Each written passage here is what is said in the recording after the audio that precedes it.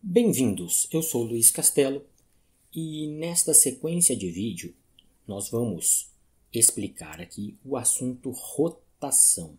Até o capítulo 9 do Halliday, a gente estudou o movimento de translação.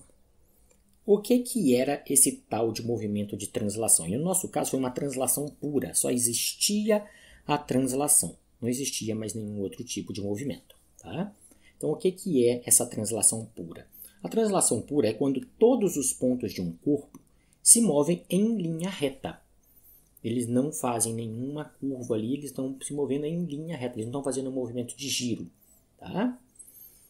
Nesse caso, cada ponto desse corpo, que o corpo é constituído de vários pontos, cada ponto deste corpo percorre exatamente a mesma distância em intervalos de tempos iguais. Vamos lá, vou deixar isso escrito aqui para vocês e vamos tentar mostrar isso em uma figura. Aqui está exatamente o que eu falei para vocês, né? Que a translação, então, é quando todas as partes do corpo se movem em linha reta e cada ponto desse corpo percorre exatamente a mesma distância em intervalos de tempos iguais.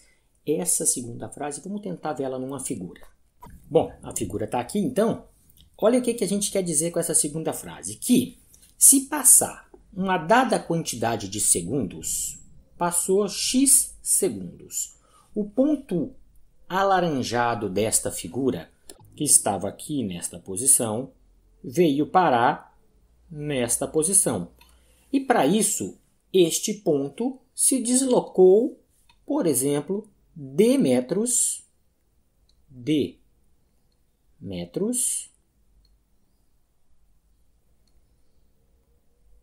em t segundos. É isso que está acontecendo aqui. Ele percorre uma distância d, o valor que vocês quiserem imaginar para ela, num tempo que vocês quiserem imaginar para ela. Então é isso que está acontecendo com o ponto alaranjado. E com o ponto amarelo? O que está acontecendo com o ponto amarelo? E isso vai valer para todos os pontos deste cara aqui. O ponto amarelo sai daqui, chega até aqui, vai para isso gastar, a gente está forçando aqui que ele seja analisado nos mesmos t segundos, e nesses mesmos t segundos ele também vai percorrer exatamente d metros. E em linha reta. Repara que esse deslocamento foi em linha reta. No nosso desenhozinho aí, a gente imagina que tenha sido da esquerda para a direita.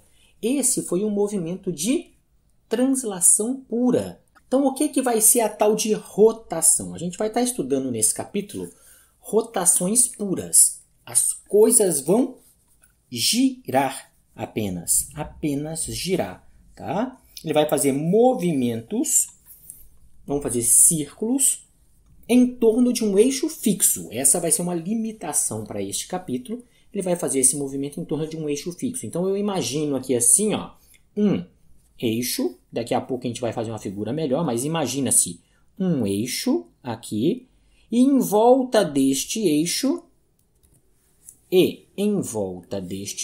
algo vai girar. Vai girar fazendo círculos em volta deste eixo. Outra limitação deste capítulo é o seguinte. O que vai girar em volta desse eixo? Esse capítulo está interessado em estudar apenas objetos rígidos girando em volta deste eixo fixo. O eixo não se move, uma limitação, e o outro é que são corpos rígidos que giram em torno deste eixo. A gente, por exemplo, não vai estudar o Sol. Por quê? Porque o Sol é uma bola de gás. Sendo uma bola de gás, ela vai se comprimir e se expandir. Este objeto não é rígido. Então, a gente não vai estudar nada neste sentido. Tá? Vamos ver, então, qual é o conceito da rotação pura. Tá? O conceito da rotação pura é simples. Olha só, é quando todos os pontos de um corpo movem-se em círculos ao redor de um eixo de rotação. O nosso corpo vai ser rígido e o nosso eixo de rotação vai ser fixo. Mas se eles se movem em círculos ao redor de um eixo de rotação, a gente dá o nome para isso de rotação pura. O que mais que a gente pode falar sobre a rotação pura? A gente usou 2 frases para translação, vamos usar 2 frases para a rotação pura. Cada um dos pontos desse corpo vai percorrer exatamente o mesmo ângulo em intervalos de tempos iguais. Esse aqui percorria a mesma distância linear na translação pura. Na rotação pura, eles vão descrever o mesmo ângulo. Vamos ver isso aqui, vamos deixar esse conceito em forma de frase para vocês aqui. E vamos ver uma figura da rotação pura para ver se isso faz mais sentido para a gente. Bem, está aqui o nosso textinho, né? Foi aquilo que eu contei para vocês. Olha lá, que a rotação pura é quando todos os pontos de um corpo movimentam-se em círculo ao redor de um eixo de rotação. No nosso caso, esse corpo, de novo, insistindo com vocês para que vocês não percam isso de mente, porque isso é importante, é uma limitação importante, tá?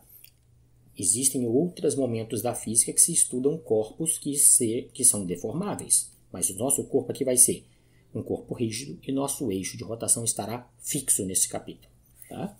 E a segunda frase que eu havia dito para vocês é que, nesse caso, cada ponto percorre exatamente o mesmo ângulo em intervalos de tempos iguais. O que isso quer dizer? Vamos tentar botar isso numa figura para ver se isso fica claro.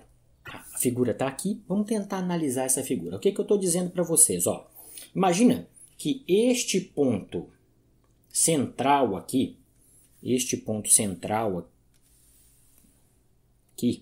aqui onde está a bolinha vermelha agora, é o nosso eixo de rotação.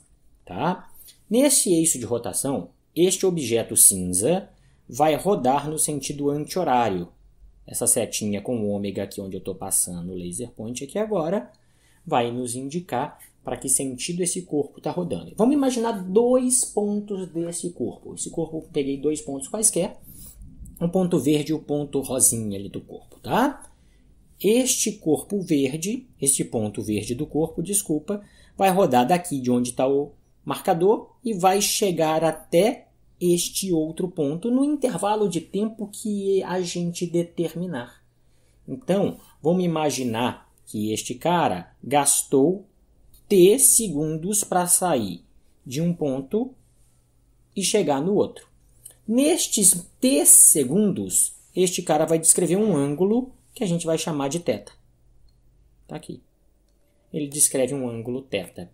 Outro ponto qualquer deste corpo, outro ponto arbitrário desse corpo, por exemplo, este ponto rosinha sai no mesmo instante que começou a rotação do verde, sai daqui de onde está a marcação, roda e chega neste ponto final aqui agora.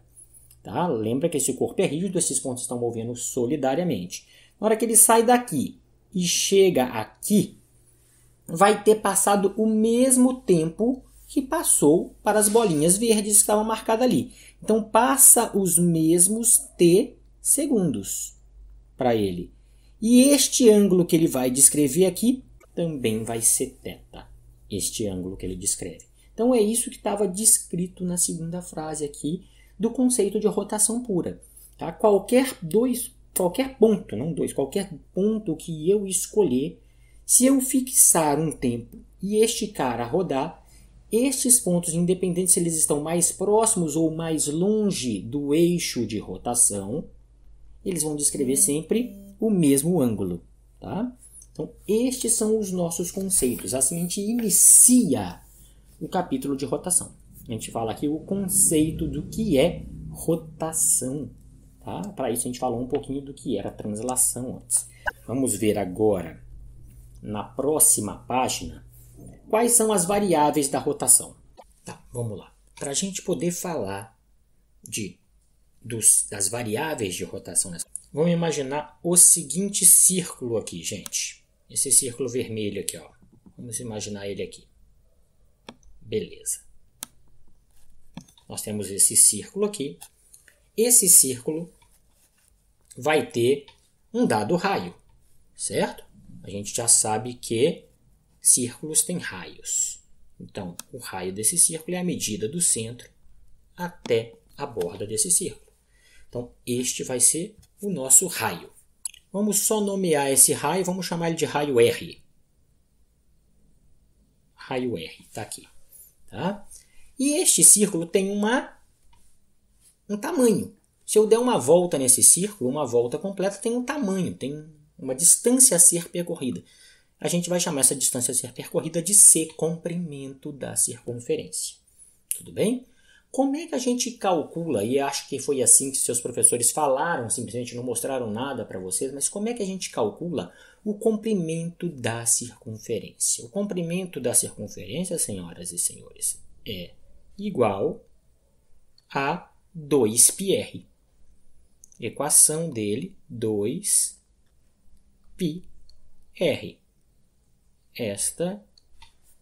Este é o comprimento da circunferência. Tá? Mas de onde vem isso? O que significa isso? Que seria o mais interessante a gente ver para poder generalizar. Isso aqui é um caso específico que eu usei para estudar quanto vale o comprimento total dessa circunferência. Comprimento total dessa circunferência.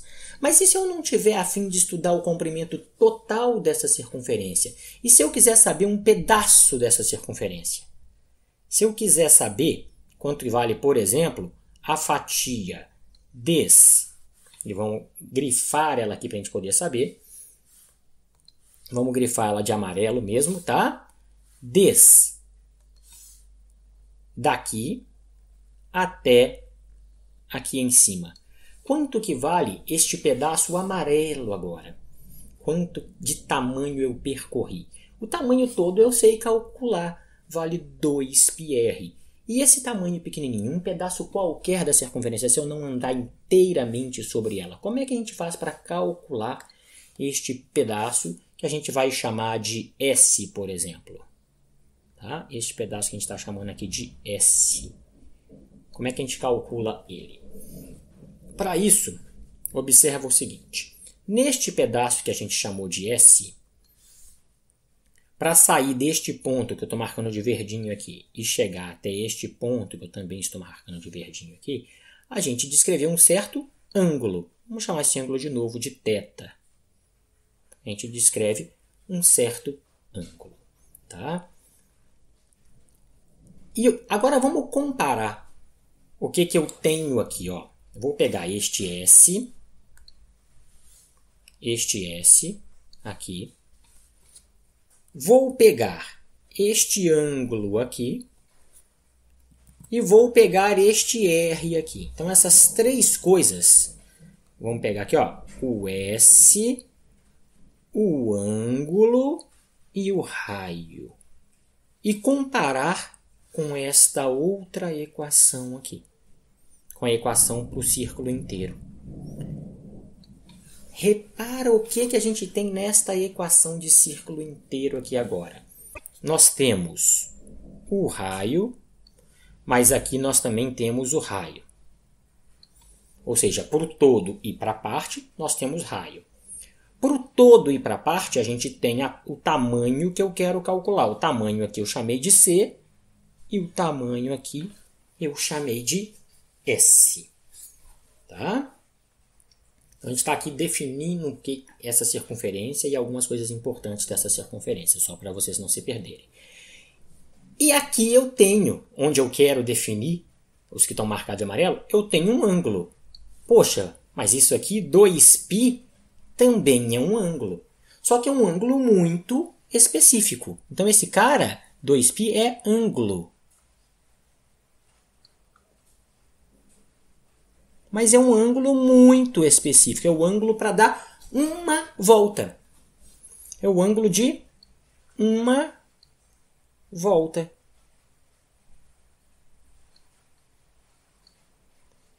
A fórmula mais geral possível que a gente tem, a gente tira então dessa que está escrita em amarelinha. Tá? Dessas que estão marcadas em amarelinha, desculpem. O que a gente tem? A fórmula mais geral. Essa C é uma específica, é para uma volta. E se eu quiser saber um pedaço de volta, como é que a gente faz? Um pedaço de volta, o S, ele é o ângulo que eu descrevi neste pedaço de volta, vezes o raio que eu estou fazendo, a minha curva ou o meu círculo. Então, este cara aqui, que eu acabei de escrever, Este cara aqui que eu estou grifando de azul é o tamanho, a distância que eu percorro em um arco de circunferência. Esse arco pode ter a circunferência inteira, pode dar 10 circunferências, 1 milhão de circunferências ou um pedacinho da circunferência. Basta saber qual é o tamanho do círculo que eu quero descrever, o raio dele, e que ângulo eu quero andar nesse círculo que a gente está chamando de θ. O mais importante de tudo aqui é o seguinte: este ângulo tem que estar em radianos.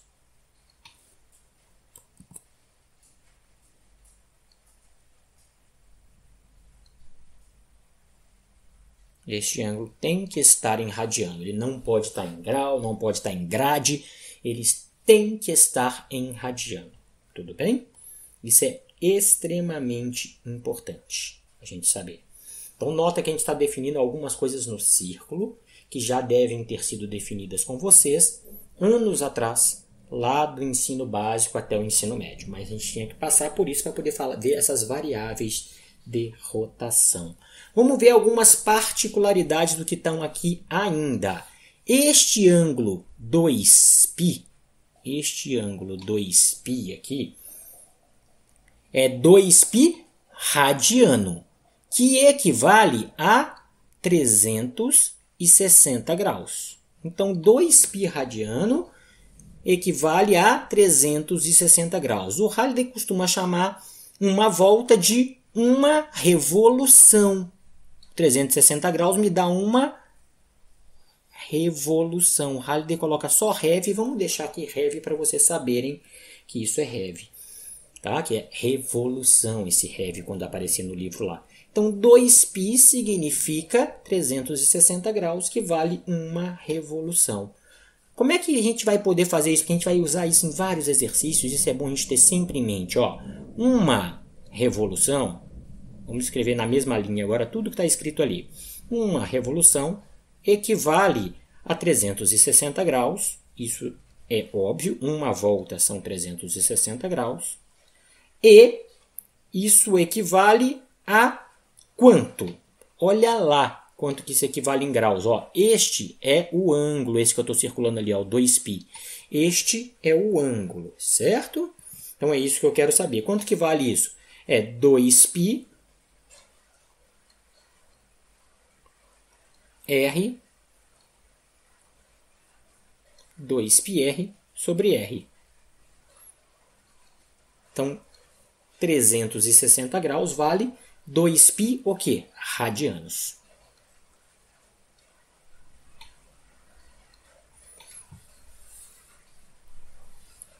π radiano. Radiano não é unidade. Põe isso na cabeça de vocês, hein? Contando aqui segredo. Não conta pra ninguém, mas radiano não é unidade. A gente vai ver por quê agora mesmo. Tá? É só um jeito de eu falar para vocês. Quando eu falar 2π, 2π o quê? Quando eu falar radiano, você já sabe que eu estou falando de ângulo. Mas ele não é unidade. Isso é uma pseudo-unidade, a gente fala. A gente já vai entender por quê. Mas antes vamos ver de trás para frente. Olha aqui. Se eu olhar isso aqui de trás para frente, é a mesma coisa que eu fazer uma regrinha de 3. Se eu quiser saber quanto que vale um radiano, eu podia fazer uma regra de 3, mas eu já vou deixar aproximado aqui para os senhores e senhoras. Ele vale aproximadamente 57,3 graus. Então, um radiano vale 57,3 graus. O que vai dar também aproximadamente, se você quiser mais precisão, usa a calculadora aí para vocês, tá? Que vale aproximadamente 0,159 revoluções. Ou seja, bem menos de uma volta. Tá? Então, vale um pedacinho de nada de uma volta. Vale 57,3 graus da volta. 57,3 graus da volta é 0,159 voltas. Não chega a ser nem metade da volta, né? Obviamente. Então tá aqui, nem um quarto da volta, digamos assim. Beleza. Então, se eu estou começando a entender o que é uma circunferência, já que a gente vai estar trabalhando com círculo, vamos entender este lado azul aqui. Olha só deste lado azul o que a gente vai fazer. Ó. Eu vou pegar e vou isolar o ângulo. Isolei o ângulo. Para quê? Vocês já vão saber. Olha aqui, isolo o ângulo. O ângulo então vai ficar S sobre R. Ah, se vocês não entenderam esse corte aqui, foi exatamente aquilo ali que eu fiz, ó. O S vale 2πr para uma volta. E este R que está aqui embaixo, é o R que passou dividindo da fórmula aqui nesse parte azul aqui. Tá? Olha aqui, S é distância. Então, S é medido em metros. E o raio do círculo no sistema internacional é distância, que também é medida em metros. Logo, este ângulo corta em cima e embaixo os metros, não tem unidade. Essa divisão entre o arco da circunferência e o raio me dá um ângulo sem unidade de medida. Esse ângulo sem unidade de medida chama radiano. Esta é a definição de radiano. Então a gente não deixou sem falar nada, a gente está colocando aqui uma pseudo-unidade chamada radiano, só para você saber que o número que eu estou falando equivale a um ângulo. Mas se você chegar em uma prova, calculou o ângulo, esqueceu de colocar radiano, mas calculou essa na pseudo-unidade radiano, não está errado. Radiano não é unidade. Tá? Só facilita o entendimento da pessoa. Beleza? Então aqui a gente tem a primeira variável de rotação. Qual é a primeira variável da rotação? A primeira variável da rotação é a posição angular. Assim como a gente falava de posição que estava na posição x igual a 10 metros, y igual a 30 metros, z igual a menos 70 metros. A gente vai falar uma posição de onde as coisas estão no círculo. E como é que a gente define essa posição dessa partícula? Por exemplo, deste ponto verde aqui, como é que a gente define esta posição deste ponto verde no círculo? A gente fala quantos graus ela percorreu a partir da origem, de onde eu escolhi começar. Então, este cara é a nossa primeira variável angular. Este cara chama posição angular. Posição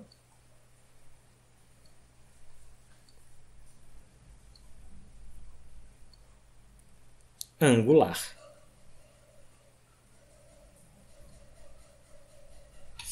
Então essa é a nossa primeira variável de rotação. A primeira variável que a gente está estudando de rotação. Tá bom? Então, posição angular é a primeira variável de rotação. Vou colocar ela de novo na próxima página só para ficar um pouquinho mais organizada. Tá? Então vamos lá para a próxima página. Bom, nós estamos aqui já na próxima página, já deixei aqui para ganhar um tempinho de nada aqui com a gente. E a posição angular a gente chama de θ, é um ângulo. Normalmente os ângulos a gente chama de coisas gregas. Todo o sistema de rotação a gente usa letras gregas. Ângulo tem algumas letras que a gente costuma priorizar para escrever ângulo. O θ é uma delas. Então, posição angular. Tá aí. Tá? Eu posso escrever isso aqui de outro jeito, obviamente. A gente já viu isso na página anterior, mas a gente pode escrever de outro jeito. E falar que S é igual a R vezes θ. Tanto faz como é que eu escrevo aqui, mas a definição da primeira variável, chamada posição angular, é essa. Qual é a segunda variável que naturalmente a gente teria? A gente descreveu lá em translação posição. Posição era x, y, z, ou os três ao mesmo tempo que a gente chamava do vetor R. Tá? Aqui a gente está falando de θ. Qual é a segunda que a gente tinha na translação? O deslocamento. Então a gente tinha deslocamento lá em translação. Aqui a gente vai ter um deslocamento também, o tal de deslocamento angular. Então a segunda variável que a gente tem é a chamada deslocamento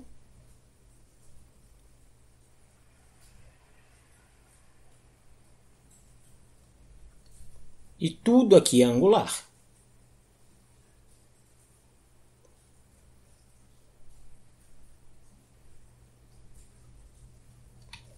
Assim como na translação, o deslocamento a gente falava que era um ΔX, ΔY, ΔZ, aqui vai ser simplesmente dado por Δθ. Então, o deslocamento a gente vai chamar de Δθ. A definição era simples, né? Lá na parte de translação, delta era final menos inicial. Então, era x final menos x inicial, y final menos y inicial.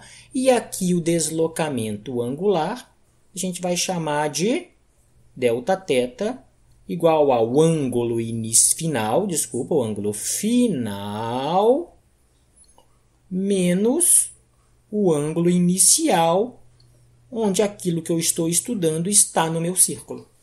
Eu pego lá, então, em relação a uma dada origem, onde as coisas começaram, qual foi o meu ângulo inicial, que ele estava em relação àquela dada origem, anoto, pego qual foi o meu ângulo final, a partícula andou em cima daquele círculo que estava na página anterior, né? E vejo qual foi o ângulo que ele parou, diminuo um do outro, achei qual foi o meu deslocamento angular. Quais são as outras coisas que eu tenho que definir então agora, pessoal? Pela lógica lá de translação. A gente definiu posição, definir posição angular. A gente definiu deslocamento na translação, definir deslocamento angular. Pela lógica na translação, a gente vai definir agora o que é velocidade. Certo? Então a gente vai definir o que era velocidade. Então vamos lá definir o que é velocidade. Para definir velocidade, eu vou pegar esta equação que eu vou marcar aqui de azul para os senhores, esta equação aqui, ó, e vamos usar ela para definir a velocidade, só que agora angular. Então vamos definir velocidade angular. Para definir velocidade angular, a gente vai pegar aquela equação que eu marquei em azul logo aí acima da gente, vamos derivar ela em função do tempo. Então, nós vamos fazer assim, ó, vamos fazer ds dt igual, o r é uma constante, nosso círculo não vai aumentar nem diminuir, fica fora da derivada, r dθ dt. E aí eu já mostro a relação, quando eu faço isso, entre a grandeza que era linear. Quem era a grandeza linear aqui? O S. O S a gente tem lá no objeto quando está em translação, é a distância percorrida. E a grandeza angular, que é o θ. Então a gente vai já mostrar aqui a relação entre as duas, além de definir velocidade angular, a gente já mostra a relação. Por que isso? Porque eu sei quem é ds e dt. Derivada da posição em função do tempo chama velocidade.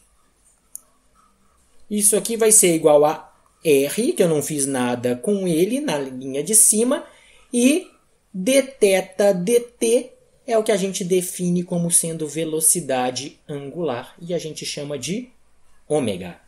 Parece um W, mas é uma letra grega, né? Ômega. Tá aqui. Então, a definição de velocidade angular.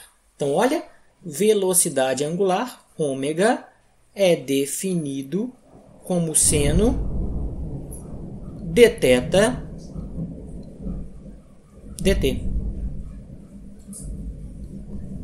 Definimos a nossa grandeza chamada velocidade angular, mais uma variável de rotação.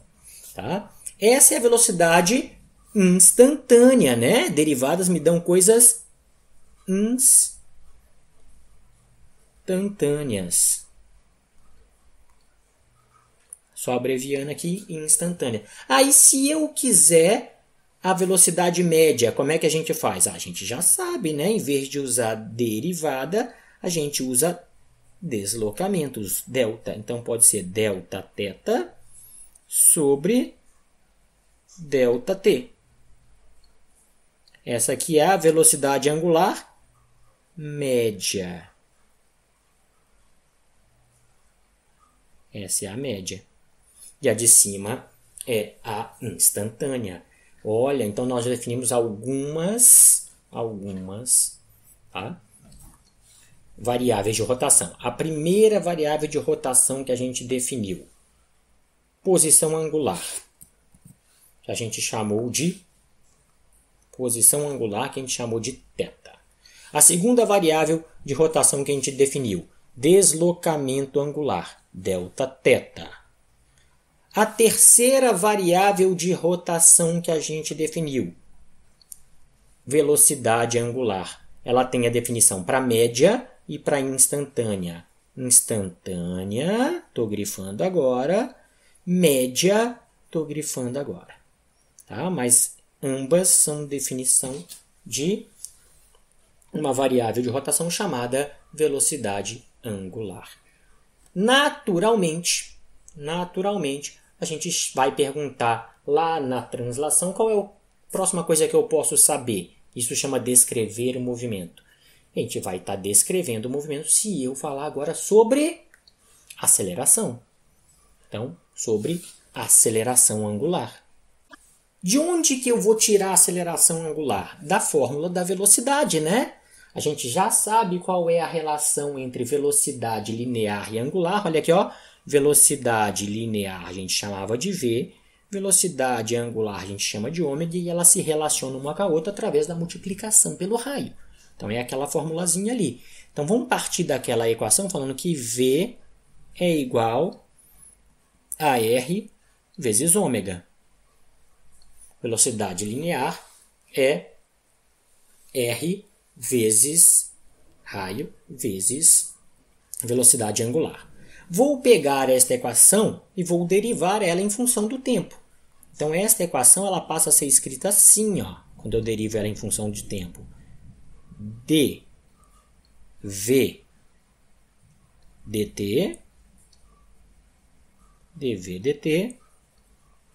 O r é constante, não vou trabalhar com ele, então, dentro da derivada. R d ômega dt. De ômega dt. Onde ômega, de novo, só trocou de nome, ó. Um era velocidade V, velocidade angular ômega, tá? Eu sei o que é dv dt. Isso já é coisa velha, é coisa do passado pra gente. dv dt chama aceleração. Tá aqui. Isso aqui é igual a, do outro lado do sinal de igual, R.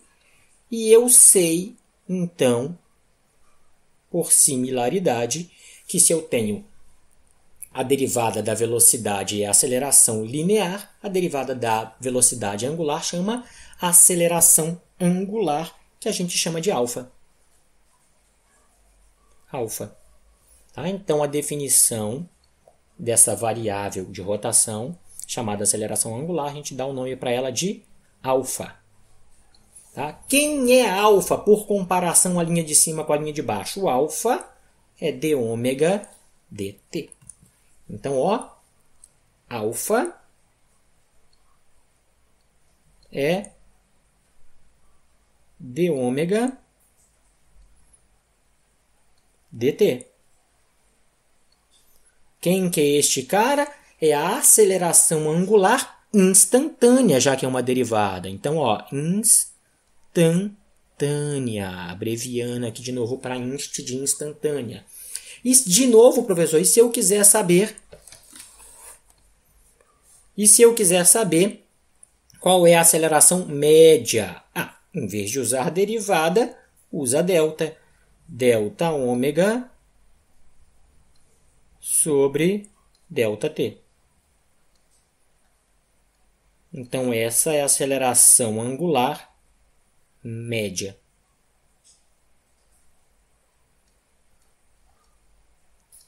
Está aqui. Então, definimos mais uma grandeza, mais uma variável de rotação, que a gente chama de aceleração angular, ômega. Ômega instantâneo, aqui eu estou grifando agora, que vai ser sempre instantâneo no formato de derivadas, porque a gente já viu em aulas anteriores. E quando eu falo de deltas, eu estou falando de média. Então, a gente tem a definição de aceleração angular. E assim como anteriormente, eu tenho a relação entre a grandeza linear A e a grandeza angular alfa. Então, olha aqui E de brinde, nessas definições nossas, a gente conseguiu uma relação entre uma grandeza linear e angular para velocidade, e a gente conseguiu uma relação entre uma grandeza angular, linear e angular para a aceleração. Então a gente conseguiu uma para velocidade e uma para aceleração no meio aqui das definições das variáveis de rotação. Nota, pessoal, o seguinte, só mudamos de nome. Em vez de chamar de posição S, chamamos de ângulo θ. Em vez de chamar de variação ΔS, chamamos de variação Δθ. Em vez de chamar de V, chamamos de ômega. Em vez de chamar de A, chamamos de alfa. Então as definições estão aqui e não são complicadas, tá? Vamos ver um pouquinho mais sobre essa tal aceleração angular. Então vamos falar só um pouquinho sobre essa aceleração angular.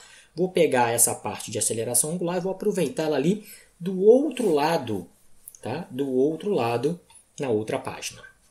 Tá, estamos aqui na próxima página, escrevi este A igual a R alfa que estava na página anterior. Que A que é este, pessoal? Que A que é este? É aquele A da aceleração que eu tinha quando eu tinha um círculo. Vamos imaginar um círculo de novo aqui, olha só. Vou imaginar esse círculo aqui. E essa seta que eu desenhei no círculo é a velocidade que, por exemplo, este objeto que eu estou desenhando aqui está passando neste ponto. Então, é a velocidade tangencial. Então, eu tenho uma velocidade tangente ao círculo. Esta equação foi obtida a partir da velocidade tangencial. Então, esta coisa aqui chama aceleração tangencial. Tá? Então, esse A igual a R alfa é o A tangencial. E se eu quiser calcular o A radial? O que é esse tal de A radial mesmo, professor? Esse A radial, senhoras e senhores, a gente já viu sobre isso. É aquela aceleração centrípeta. Então, como é que eu calculava o A radial? Como é que eu calculava a aceleração centrípeta? A aceleração centrípeta, que a gente chamava de A centrípeto, nada mais é do que o A para dentro do raio, né? Então vamos chamar de A radial, AR aqui. É a mesma coisa do A centrípeta. Era V ao quadrado sobre R. Lembra? Só que a gente já conhece da página anterior quem é este V. Qual é a relação essa grandeza V, velocidade? Linear com a angular. Qual era a relação entre elas? Ó, vamos botar um mas aqui. Mas, o que eu tenho nesse mas? Aqui. Vou botar de outra cor bem clarinha aqui, que apesar de ser importante, não precisa ter destaque aqui pra gente. V é igual a ômega R. Então, como é que fica aquela equação ali? Olha lá, vamos substituir nela. Vai ficar aqui o A radial, agora tentando escrever ele no formato de rotação, que aquele ali estava por formato translação. Vai ficar V ao quadrado. V ao quadrado, V é ômega R. Vai ficar um ômega R ao quadrado, que vai ficar um ômega ao quadrado, vezes R ao quadrado. Então, a parte de cima, ó, esta parte aqui, ó, ômega R, o que a gente fez? Substituiu neste V aqui. Elevou ao quadrado, deu o que eu escrevi ali. Então, só falta dividir, não pode esquecer de dividir pelo R da fórmula de cima. Por R. Ó, corto R de baixo com R de cima, cortei e eu acho a definição da aceleração centrípeta ou aceleração radial, que a gente vai chamar agora de radial em vez de centrípeta. Pode chamar de centrípeta, não tem problema, tá? Para as grandezas angulares. Então, a relação entre a aceleração centrípeta ou radial linear com a angular é R vezes ômega ao quadrado. Então, nota que todas as grandezas que a gente colocou, elas têm uma ligação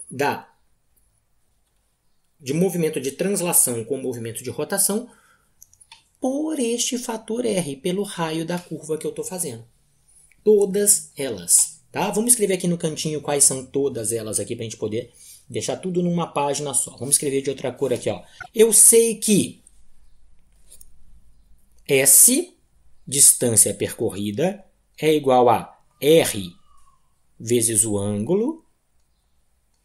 Eu sei que V, velocidade linear, lá da translação, é igual a R vezes ômega, velocidade de rotação. Eu sei que A, só que agora eu tenho dois A's, né? O A tangencial é igual a R vezes a aceleração angular. E eu sei que A centrípeta, ou A radial, é igual a R vezes velocidade angular ao quadrado. Tá aqui. Se vocês fizerem um balanço de unidade, dá tudo certo, tá? Se quiserem fazer o balanço de unidade, olha só, θ não tem unidade. Então, este θ não tem unidade. Então, nesta fórmula eu vou ter metro do lado direito e metro do lado esquerdo. Opa, fechou o balanço de unidade. Nesta coisa aqui, eu tenho do lado direito metros por segundo. E do lado esquerdo, o que eu tenho?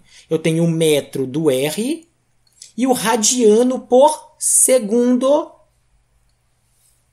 do ômega. Ômega é medida em radianos por segundo. Só que radiano é uma pseudo-unidade. Eu não preciso escrever radiano. Ele é radiano e pronto. Então vai ficar radiano por segundo ou 1 sobre segundo. Toda vez que eu escrever 1 sobre segundo, eu estou falando da unidade de ômega. Então, ó, qual é a unidade de medir ômega, senhoras e senhores? A unidade de medir ômega é radiano. Radiano por segundo, ou simplesmente 1 sobre segundo, ou simplesmente segundo a menos 1. Toda vez que você vê qualquer uma dessas três coisas, nós estamos falando de velocidade angular. Tá? Por isso que aquela segunda equação, essa segunda relação entre translação e rotação, também está certo o balanço de unidade. A aceleração tangencial. Como é que eu meço a aceleração tangencial? Metros por segundo ao quadrado. Metros por segundo ao quadrado. Está aqui. E do lado de cá, o raio é medido em metros e o alfa em radianos por segundo ao quadrado. Radiano não é unidade, não precisa ser colocado. Então também vai dar metros por segundo ao quadrado dos dois lados. Tá bonitinho o balanço de unidade. Ah, então o que eu estou falando aqui para vocês? Que a unidade de medir a aceleração angular é radiano por segundo ao quadrado. Mas radiano não é a unidade, então se alguém vê só escrito assim, ó, 1 sobre segundo ao quadrado, eu também estou falando de aceleração angular. Ah, mas eu posso escrever assim também, né? Segundo a menos 2. Posso, qualquer uma dessas três formas, a gente está falando de aceleração angular. E o balanço de unidade da última aqui, professor, para a gente poder terminar essa aqui. O balanço de unidade da última eu sei que na linear, este A aqui, ele é medido em metros por segundo ao quadrado. Está aqui. Então, este lado esquerdo, metros por segundo ao quadrado. Do lado direito, eu sei que o R é medido em metros e que o ômega, já só acompanhar aqui, né? Que o ômega é medido em radianos por segundo ao quadrado. Radiano por segundo, mas como está ao quadrado, e eu posso escrever simplesmente 1 sobre segundo, vai ficar 1 sobre segundo ao quadrado, porque está ao quadrado. Então, o balanço dimensional, as dimensões estão corretas em todas as três partes. Tudo bem? Então, A gente definiu aqui as variáveis de rotação. A gente definiu aqui a relação entre as grandezas de translação e as grandezas de rotação. E a gente definiu aqui quais são as unidades de medida. E a gente viu que fecha o balanço dimensional quando eu faço as equações de correlação entre a translação e a rotação. Então, a primeira parte, a parte mais importante, que são as partes de conceito aqui do capítulo 10 do Halliday, do capítulo sobre rotação, estão apresentadas para a gente aqui. Vai ficar só mais uma pergunta para a gente responder nesse primeiro vídeo, nessa primeira aula aqui de rotação, tá? Só uma primeira pergunta aqui. Essas grandezas todas que a gente definiu aqui, tá? Essa velocidade angular, aceleração angular, posição angular, variação de posição angular, elas são vetores. Essas grandezas são vetoriais. E é isso que a gente vai discutir aqui na próxima página aqui, tá? Vamos ver se essas grandezas são vetoriais. Tá, para a gente poder falar se essas grandezas são vetoriais, a gente vai fazer duas considerações aqui. A primeira consideração é a seguinte. Para este capítulo, para o capítulo de rotação, a gente não precisa tratar essas grandezas como vetor. Por que não? Porque assim como lá no capítulo 2 do livro, que a gente estava falando de movimento unidimensional, só tem duas possibilidades. Naquela época, ou o carro andava para frente ou o carro andava para trás. Aqui o nosso objeto ou vai rodar para a direita ou vai rodar para a esquerda. É um círculo, ele só tem essas duas possibilidades, tá? Então já aviso a vocês o seguinte, se ele rodar para o lado esquerdo no sentido anti-horário, a gente vai falar que este cara está no sentido positivo de rotação. Tá? Tá definido, todo mundo usa essa definição. Por que isso? Porque o cara que falou primeiro quis assim. Não tem outra explicação, porque o cara que falou primeiro quis assim. Tá? E se ele rodar no sentido horário, se ele rodar aqui para a nossa direita, no sentido horário, a gente vai falar que esse cara está rodando para o sentido negativo de rotação. Então a rotação é positiva no anti-horário e a rotação é negativa no horário. Tudo bem? Então foi definido o mundo inteiro usa assim. Se vocês trocarem, vocês vão ter que explicar todo o português. Eu estou trocando, vou considerar assim. Não vale a pena. Melhor fazer do jeito que todo mundo faz, que o cara já vai entender. Beleza? Então, a gente não precisa fazer de vetores. A próxima consideração que eu posso fazer para vocês é, a gente pode tratar ela com vetores? Se me der muita vontade, assim, eu quero complicar a coisa, eu posso tratar ela como vetores? A resposta é, depende. Tá? Por que que depende? Vamos tentar entender esse porquê que depende.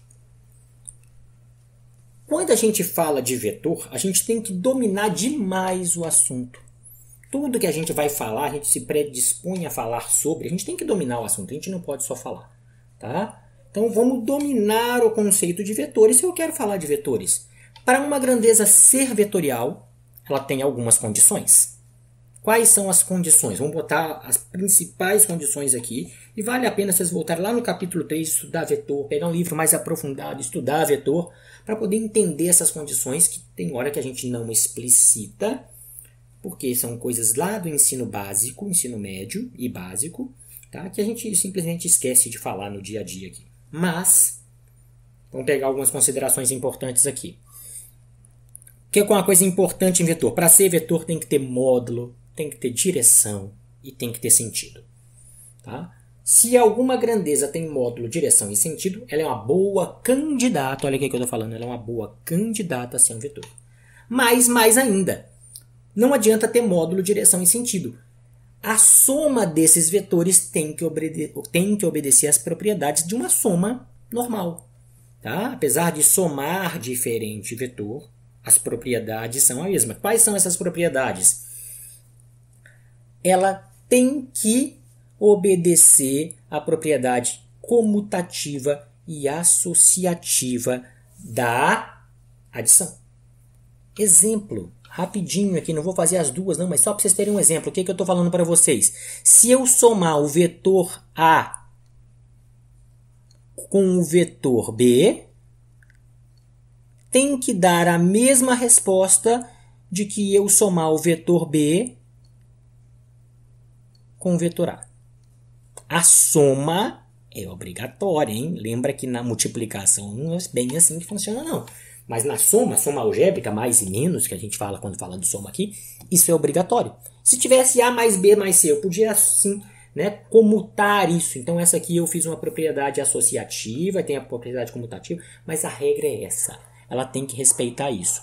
Ela tem que ter o elemento neutro. O que é ter o elemento neutro? É um vetor qualquer, vamos chamar vetor C aqui, por exemplo, cujo valor dele é zero. Então o elemento neutro do vetor, assim como o elemento neutro da soma, repara só a sutileza entre as coisas, é zero.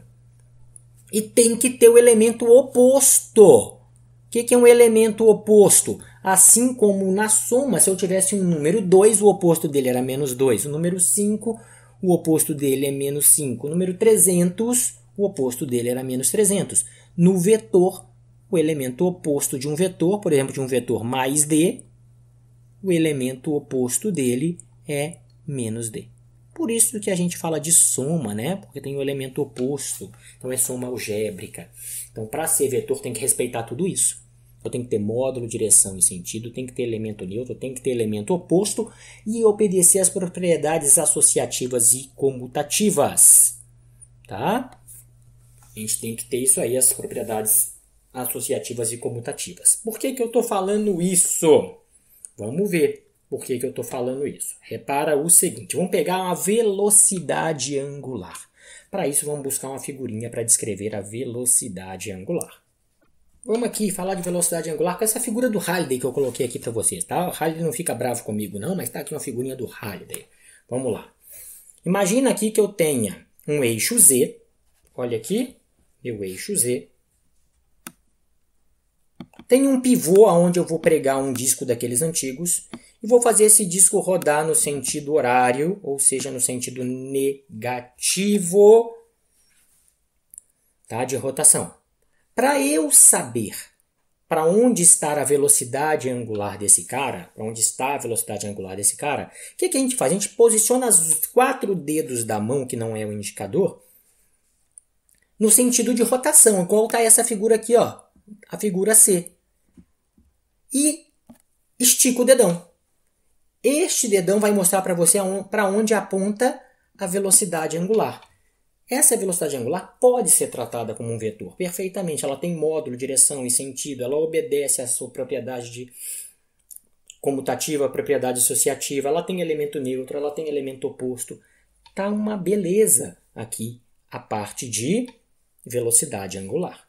Tá? Então, só aproveitei para poder mostrar para vocês essa tal de regra da mão direita. Isso tem que ser feito com a mão direita. Essa figura que vocês estão vendo aqui é a mão direita do cara. Tá? Outra coisa curiosa aqui sobre essa regra e sobre essa parte de velocidade angular. Repara só, o dedão não está te dando a velocidade do disco. Ela está te dando a velocidade angular, que é em volta de quem o disco está rodando. A velocidade angular mostra em volta de quem o disco está rodando, tá bom? Então, essa velocidade angular é em volta de... O disco está rodando em volta dela. Isso que significa esse aponto do dedão. Isso que significa esta velocidade angular. Ela não está, ao contrário do que a gente estava acostumado a fazer, mostrando o disco rodar, mas sim em volta de que eixo e para que lado esse eixo da velocidade angular está apontado. Tá bom? Então é isso que a gente está falando de velocidade angular. O mesmo vai acontecer para a aceleração. Nós não vamos nem colocar nenhuma figura aqui, o Halliday não colocou, nós não vamos colocar, pelo menos não por agora, a gente não vai colocar uma figura para aceleração. Mas o mesmo vale para a aceleração angular. Ela obedece às propriedades de comutação, a propriedade associativa, ela tem elemento neutro e ela tem elemento oposto. Então, a aceleração que a gente definiu, a grandeza, aceleração angular e velocidade angular, são vetores. Pronto, e acabou. E a posição angular? Ela é vetor? Vamos ver. Através de uma série de outras figurinhas aqui. Vamos pegar, imagina um livro de física aqui pra gente. Vamos imaginar um livro de física aqui pra gente. Tá aqui nosso livrinho de física. Botei uma figurinha pequena aqui, mas está aqui.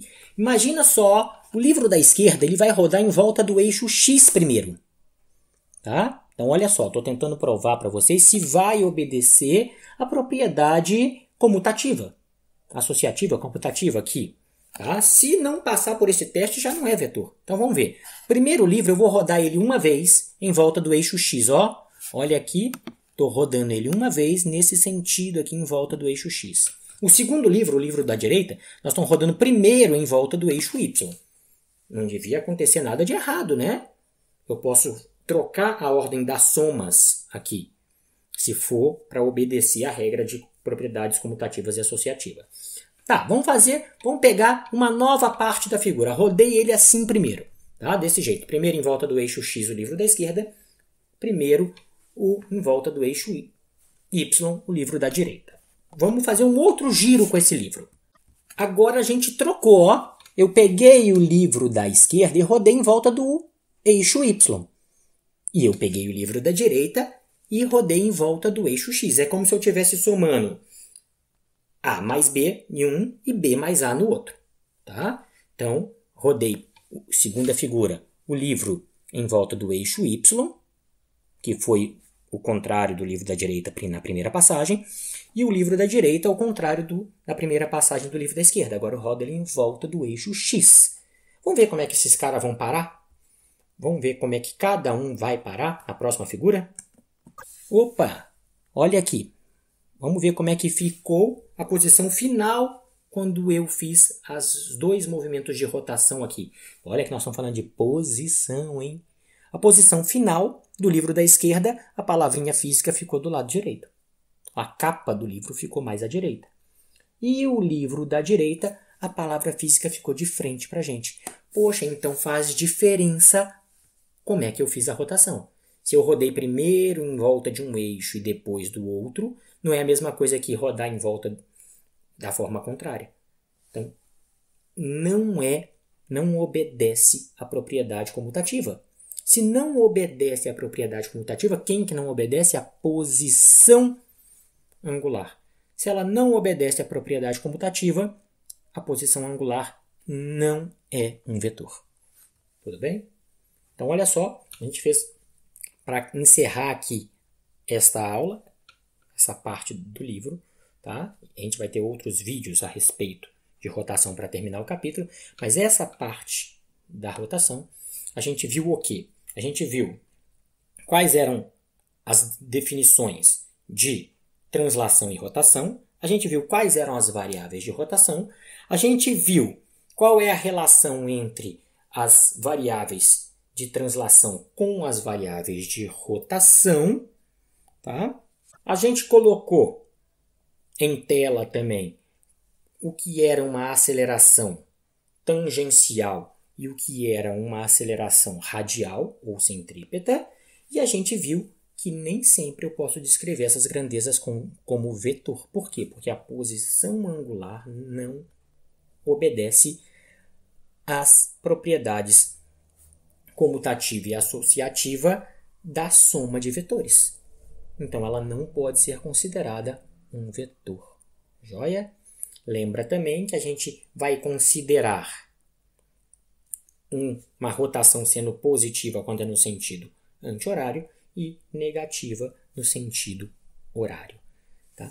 Dessa forma, a gente acaba o primeiro vídeo da série de rotações. No segundo vídeo, a gente vai falar um pouco sobre rotação com aceleração angular constante, energia cinética de rotação e dar uma breve introdução a um conceito chamado momento angular, que é o que a gente tem de um pouco mais complicado no tema de rotação. Tá? Então, dessa forma, a gente se vê num próximo vídeo.